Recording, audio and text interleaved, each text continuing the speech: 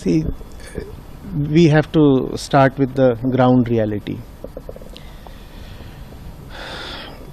The United Nations Framework Convention on Climate Change that has set up the provision for the COPs, Conference of Parties, so that we are able to pose some kind of effective challenge to the climate crisis.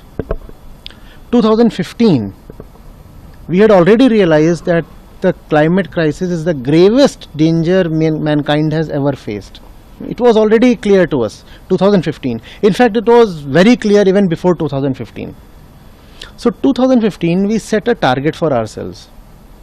We said we have to reduce our carbon emissions by 43% before 2030.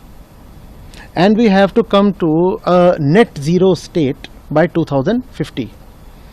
And if this we successfully do, only then we will be able to limit the global average temperature rise to below 1.5 degrees. So there were two things. One, the objective was to limit the temperature rise to 1.5 degrees centigrade above normal. This was the objective. And the means was the reduction of emissions compared to the 2019 levels. That was the means. Now, if the means has not been taken care of, obviously the objective is not going to be met. The objective has not been met. The 1.5 degree temperature rise that we wanted to desperately avoid, that is already upon us. We in 2025 are already seeing global average temperatures above normal by not only 1.5 but by 1.75 degrees centigrade also. Right? So that threshold has been breached. And it's a great warning sign. Reason? We did not dream up the figure of 1.5 degrees. There was solid, hard scientific logic to it. Just after 1.5 degrees rise above the normal, feedback loops, they set in. And what is the feedback loop? It is a self-sustaining, self-reinforcing cycle of carbon emissions that does not require any human intervention, any human mistake for it to sustain. Which means that once a feedback cycle starts, after that, even if you drop your emissions to zero, the cycle would still continue to operate and roll on. And so more and more carbon will be added to the atmosphere even if you do nothing at all. And the more the carbon gets added to atmosphere, the more that cycle will intensify. It's a feedback cycle. So A does B, and B in its turn reinforces A. A causes B, B strengthens A. The more A is strengthened, the more it causes B. The more B is caused, the more it reinforces A. That's called a feedback cycle. And those feedback cycles have already started. And we are nowhere serious about the whole thing. The proof is that by 2030 we wanted 43% reductions, and we are close to having 0% reductions.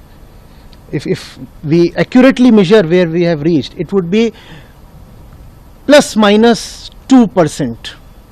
Either emissions have reduced by 2% or maybe they have actually increased by 2%.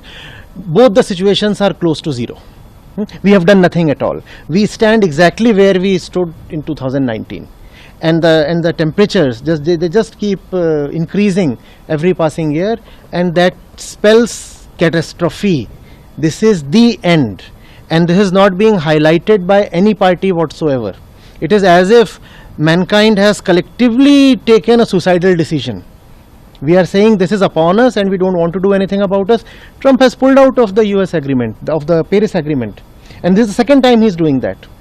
Not only has he pulled out of the Paris Accord, he is saying we will dig deeper to get gas, oil, and we will not just use it, we will actually export it. We will even excavate Alaska beneath all the sheets of ice. If there is oil or gas to be found, we will dig it out. And that kind of mindset is there. Environmental sciences, the climate crisis, these things are being expunged from the curricula of schools and colleges, and especially in the US, there is a clampdown They don't want people to talk of it. They don't want to this to get into the popular discourse. Conversations are being screened. Public conversations are being screened for climate. It's so.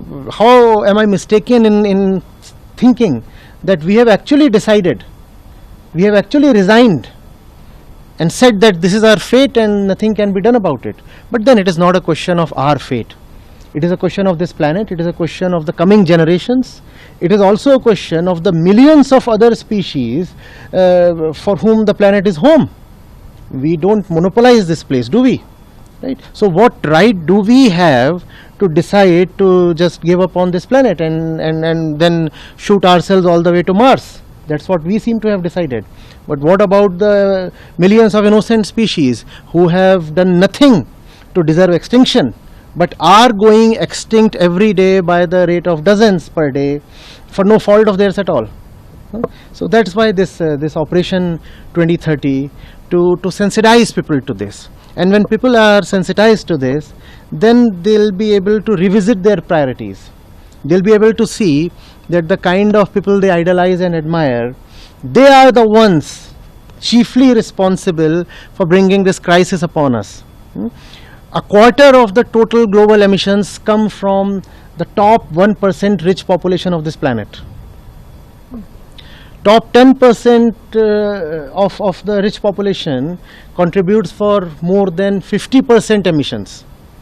And in contrast, the bottom 50% contribute only around 5%. So this is a problem created by the rich, but not paid for by the rich. They do it and we suffer, because emissions don't really respect national boundaries. What you have emitted in the US doesn't stay there. It affects the global climate. So what the US does is paid for by India, by the poor on in India. Right? Climate injustice. But we are not talking of it. We are behaving as if everything is hunky-dory. It is not. We are in the most dangerous phase that history has ever known. Our 3,000-4,000 year old recorded history has never seen such a dangerous phase. What can be more dangerous than getting obliterated altogether? We are not just going extinct, we are taking the entire planet along with us to destruction. Final destruction, irreversible destruction.